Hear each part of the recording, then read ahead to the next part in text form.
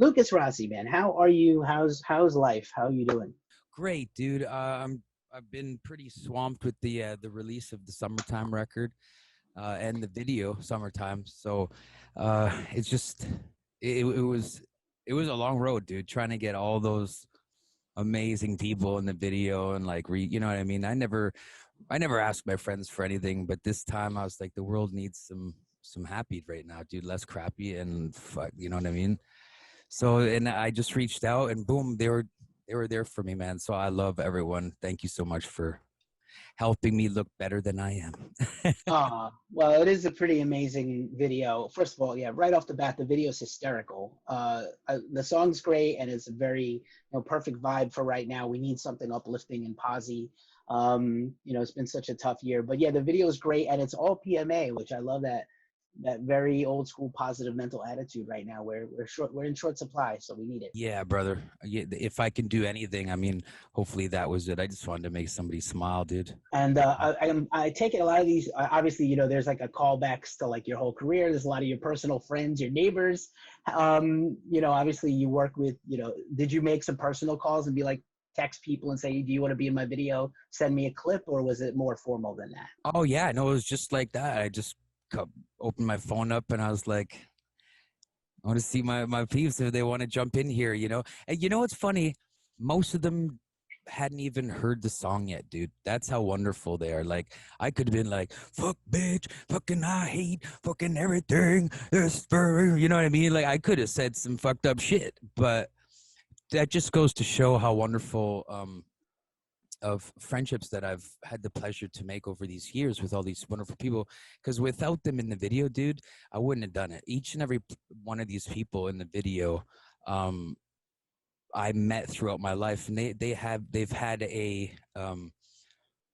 done something to change my life for the better, and this is my ode to all of them. And like to let's just rock shit and have fun, even though we can't like hug and be cray cray.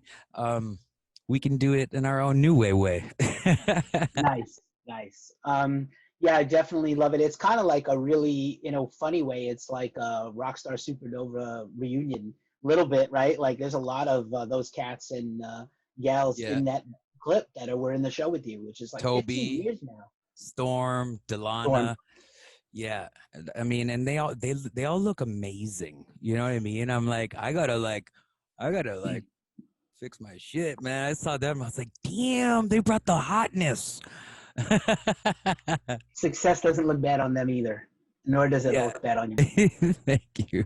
So yeah, man, what a lot of fun, and I think it's like kind of again like what we need right now is just a little more lightheartedness. I know you were saying, the track could have been anything, right? And they all recorded these fuzzy, warm and fuzzy things, but it does work beautifully. Yeah, dude. Yeah, it's just what a blessing, man. A few of them heard it. Yeah, I sent them, especially the ones that were lip syncing it and singing, and they had to obviously hear, but a lot of them didn't, and that just goes a long way for me. So next, if they call me, I'm there, bro. I'm like, I'm ride or die. Nice. And I'll say also as a journo, I love seeing Pinfield in there, right? Because I don't think a lot of people know that Matt Pinfield was in a very serious accident not too long ago, and he's on the mend. He's definitely looking, he's looking great Looks compared to where he amazing. was when he was really hurt.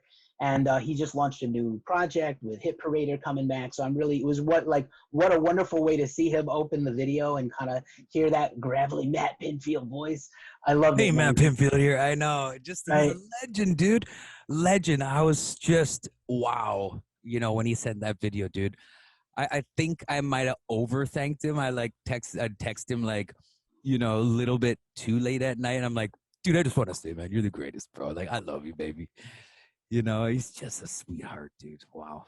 For real. And then, yeah, just all the memories of old school MTV 120 minutes came flooding back when you see him Yeah. because he's just the voice. For a long time, he was like the voice in the Hmm. post like heavy metal era. He was like the post grunge, pre new metal kind of guy. He was there. Yeah. He's interviewed many musicians I look up to very much. So, he's a freaking legend, homie. Like, wow. It's a lot of legends in this video, man. Like DMC. And I mean, if I were to look back 15 years, right?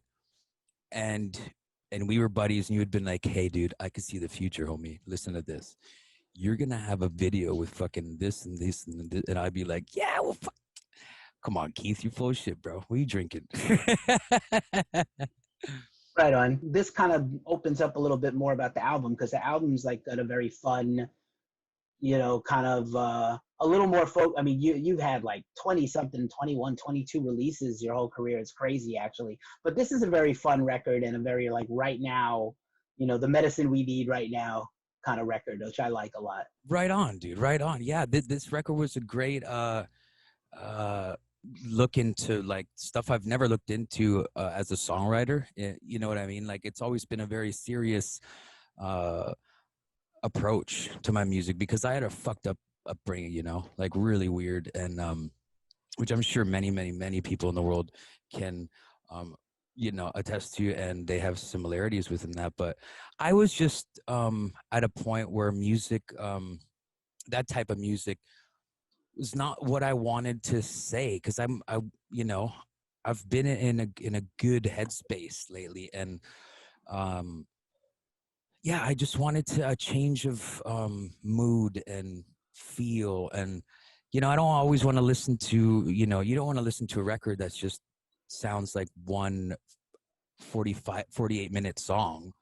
I want it to take me somewhere else, and power to everybody and who does that and what have you, but that's fine. But who says you can't change it up, man? Beastie Boys were, the greatest, dude. They mix so much different aspects of music, and even Run DMC, and like so many artists that they were, edgy about it. They really didn't care if it broke boundaries, or if some people would be like, oh, you're selling out, or why aren't you doing your original? And I'm like, well, I don't feel the same 24 hours a day. We all have hills and valleys, homie. So true, so true. And yeah, I love what you said about the, changed it up because it's definitely a lot of your representative styles on here and some stuff that I haven't heard you do much before. Drop some bars on a track. There's some Yeah. there's some very churchy falsetto going on, like very church vibes and not like religious music, but like very wholesome, Elvis and Graceland kind of stuff that I really dug. Yeah. I was like, man, this is some, the organ swells and you hitting the very high notes and stuff. I was like, oh, even in a love song, there's like a little place for that. You know how to like pull at those heartstrings. Right on, dude. That's probably the best quick verbal review I've had since this record, honestly, man. I think Nashville is, me moving to Nashville has really opened up a different sector of the way that I approach music now.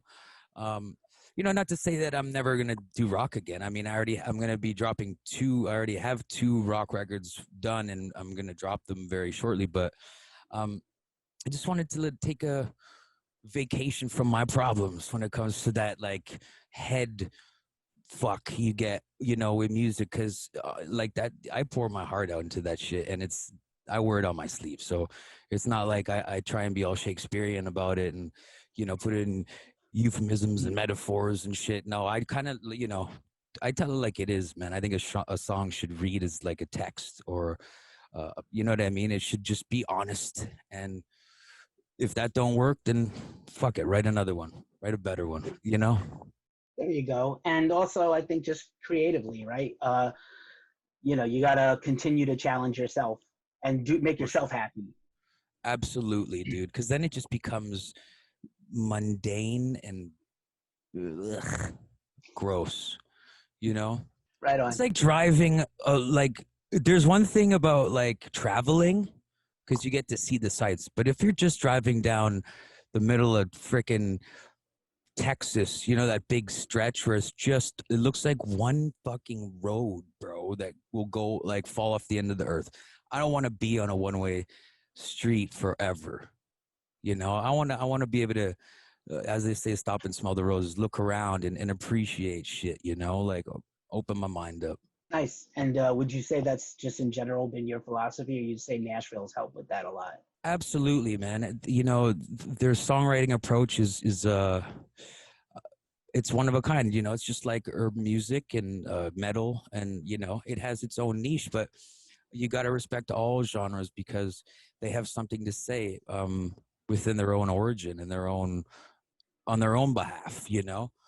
So I've yeah, I really appreciate like the country approach and gospel, and I mean, I was raised, you know, in a church, and I remember I used to. You're mentioning there's some like churchy like feel and sounds, you know. Uh, I used to when I was in church, my grandfather would bring me at like 7 a.m. I was oh, I hated 7 a.m. But you know, and it was this the mass was in Italian, so I would go into the this side room, and there was Jesus like on a cross, dude. And I remember feeling so bad for him, and I used to just rub his feet because I could only reach that I was so small, and I would, you know, I was trying to make him feel better. I don't know, man, and ever since then, I've had a quite an amazing relationship with God, and I guess it's showing in my music now. Nice, man. And you know, Nashville being what it is, do you find yourself, are people reaching out to you to write with them or write for them, or are you just focusing on your own stuff right now? Yeah, you know, I'm always down to write with other people, and I produce many acts, but I'm taking a hiatus from that to put out. Like I told you, I have like 3 records ready to pop, like done, and that's a lot, you know. And I waited for the right time. It just like you know, I what have I done like 11 records to date, and you know, I produce and write everything, mix all by myself, man. Like there's no guests or whatever, but um yeah, it's that was a lot of work to get off your back. You know, you can write and record, but if you don't get it out, then it's still in your head and your heart, you know. So it's kind of a release of feelings. So I'm kind of like packed up over here, bro. Like I need to let it out, and I got to I got to do me for a while. Definitely. And it's self care is everything these For days, sure. especially. Would you say that's been affected positively or negatively by this entire virus 2020, or do you think it's just been business as usual for you? You're going to make these 3 records and more anyway. You know, if I don't write music, brother, I mean, there could be nuclear bombs going off like in my house, and I'd still be like, hold on, I'm just gonna finish this vocal here, like, you know, not you know, not to say that I'm not sensitive towards you know the what's going on in the world. I'm just saying when it comes to music, there's really no stopping the real ones. You know what I mean? It's kind of like um, asking someone not to breathe. You can only hold your breath for so long, bro. You know what I'm saying? And I'll never stop. I'll never stop till I'm fucking 89 and a half and a third, you know? That's the new math. I don't want to totally miss a chance to talk to you about a couple more things about Summertime because it's again such a fun and deep record. I gotta say shout out to you and Kendra for the So Bad track, the Nana Cherry Buffalo Stance shout out. I don't know if like younger people Yeah. are gonna catch that, but that is like a deep cut for pop music. Yeah, you know it, bro. Dude, thank you for bringing dude, I'm gonna tell my wife, you're like the badass. You're a badass, dude. Yeah, my wife, that song was way different. I had like my spin on it, my shtick, and I had it was totally different, nothing to do with the topic. Um, I remember being so like happy with like the aggression and the parts, and like I'm like, I go, babe, come in here, come here, I want you to hear this. Yeah, come here, come on, hurry. Hurry! I want you to hear how amazing I am. No, so I'm telling her, come on, babe. I want you to hear this like body of the track, you know. And there was some vocal shit that was nothing to do with it at all. And she came in, she's like, sounds pretty good. And I was like, maybe it's, maybe you don't like it? And she's like, yeah, well, let's mute the vocals. And I was like, really? And she was like, I have some ideas. And dude, my wife is a ninja. Like, I don't know, most people don't know this, but she's an amazing songwriter. I mean, she recorded my vocals on the Adele cover. It was her idea to do the Adele cover. She's quite the enigma, man. You know, and she came in, and I was, and she goes, let me go in the vocal booth, and and just like mess around. I was like, all right, all right, all right. And then she went in, she just started to just spit on it, dude, like dropping bars. So I was like, okay, I like yours better. you know? And so that song morphed into that song. All that's all Kendra, dude. Like, I mean, we both like created it, right? But the premise of it and the chorus, that was her, dude. I was like, she's like no other. She's a fine motherfucker, and you'll always see her out of the club, you know. And then she came in, and it was just great, dude. And it's such a trashy punk song, like in your face, like party, like what? And before it was just kind of like, you know, rock, you know. Now it's kind of got this like bad religion, freaking, you know, I don't know, slitheriness to it. I dig it, dude. Yeah, it was great. Big ups to Kendra Jade for that. That's amazing, and amazing that you were able to like, especially you've been so successful, dude, and like to be able to, whether it's your wife or someone else to come in and collaborate with you, ego can be your biggest weapon or also work against you. So it's really cool to hear you say that you're like, she told you it sucked, and also you were cool with that, and also continue to kind of work on it to make it better. I think that's says a lot about you, man. Well, hey man, you got to be honest in those occasions because you're right. If ego steps in the way, you may lose that opportunity, and all it takes is just 1 second of selfishness, and it's gone. Because that'll, that can turn people off, and then it's like playing at a playground. You took my toy. Well, I don't want to play with you no more. You know what I mean? Like I'm going home. You know, and that's what I've found, especially in Nashville, is like just the collaboration and uh, yeah, the way that they write together, the way people write together here is just kind of like campfire and shit like that. In LA, no, it ain't like that. It's like, did you speak to my manager? Okay, well, can you set up a time for our writing session and we'll meet at Red Bull Studios? You know what I mean? It's just like, meh, you know, not into that. I like more of like honesty, just let it go. And if it sucks, I think everyone in the circle is going to be like, I think we all concur that this is kind of shit. Not five people can't be wrong all at once. Shit. We need more of that, actually. I think it's hard for artists, especially again, you had a lot of success right out of the gate in your career, which had to be mind blowing for you, even though you seem to handle it well outwardly. I think a lot of artists lose the ability to self edit as they get older because everybody tells them they're awesome and they rule. And sometimes the work suffers, right? So I like that you got like an eye on that. That's important. Well, and that doesn't come without casualties, my friend. Like Keith, when I won, when I got the job for being the lead singer of Supernova, it was a lot. It was a lot to take, dude. You're thrown into like world press. It's heavily scrutinized everywhere you go. You can't go to 7-Eleven without like just mayhem. You know what I mean? So it did get the best of me, bro. I ain't gonna lie.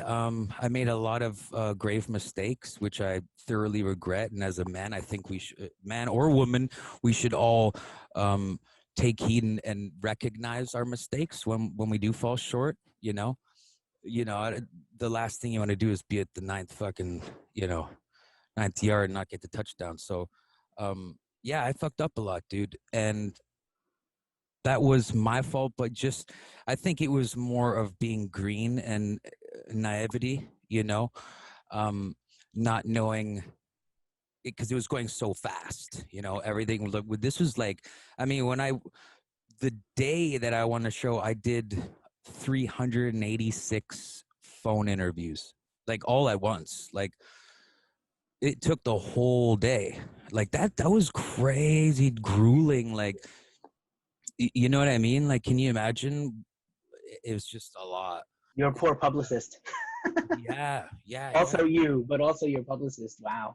yeah. And so, I thought I was, top of the world and untouchable, and just so dumb to think back now. But I feel like I have I'm more of an artist and more of a man now that I can recognize and verbalize the mistakes I've made.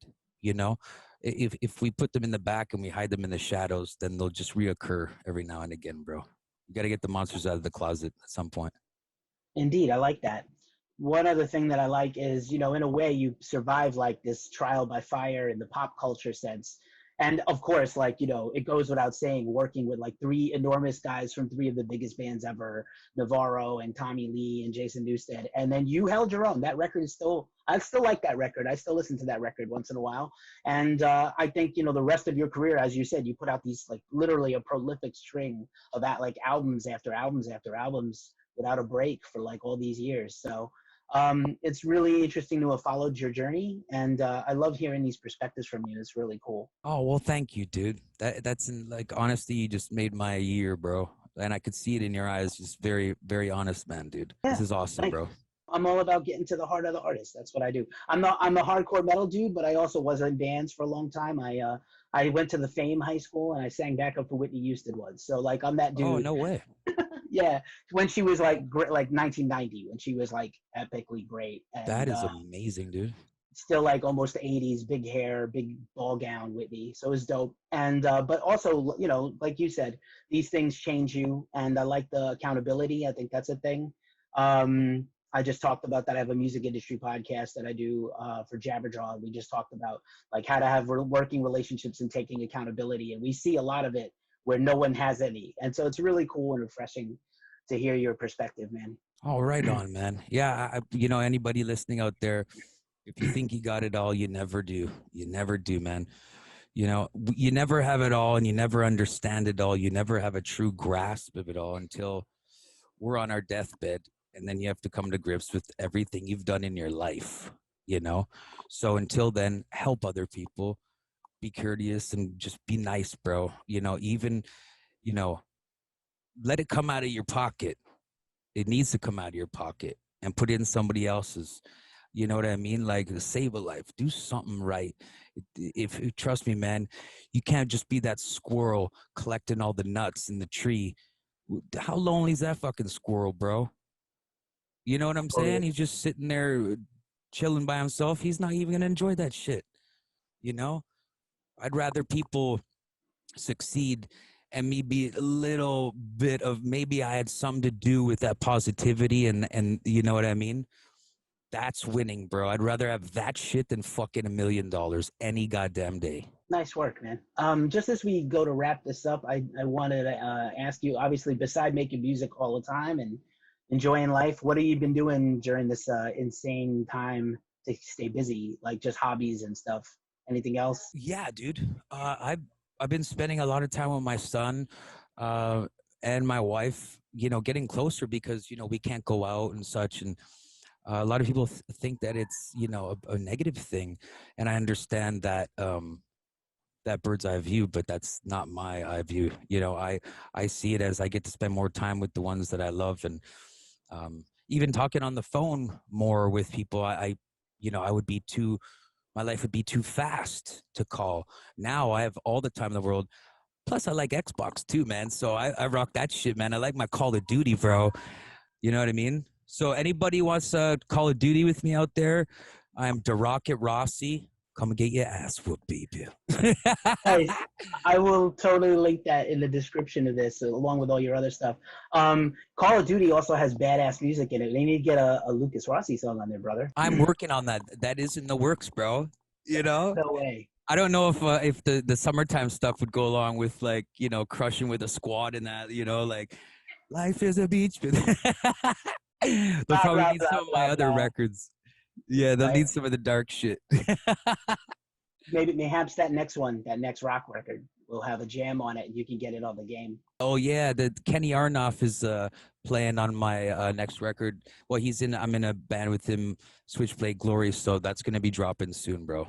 Killer! I can't wait. I was thinking about some of your more rock projects, and that's one of them that I like a lot. I always wish the I always thought that band with Ben Moody was going to get bigger because it was so like gothy rock, and I think you do that style really well. Hmm. Of course, I'm going to forget the name now. Oh, Halo. Halo Method. Thank you, Halo Method. Oh, you helped me out. I hope Um, I hope I remembered my own band. right. I don't remember what black shirt I wore yesterday, other than it was black. But yeah, man. I always thought like that style suited you very well. I know it's like a while ago now, like 7, 8, 9 years ago. But I always thought that that band was like the one that, if you were gonna do a band, that would be the one that was gonna like get really huge. Because after Supernova, because I like that style for you. Right on, dude. Well, I'm glad you like that. That record is will probably be put out. Ben had, he had a couple of kids and what have you, and we were all kind of, I guess, just bouncing off each other at the wrong times, and um, but family first, man. So and music second. So maybe you stay tuned and who knows? Maybe we'll drop one on you at a crazy time when you least expect it, my homie.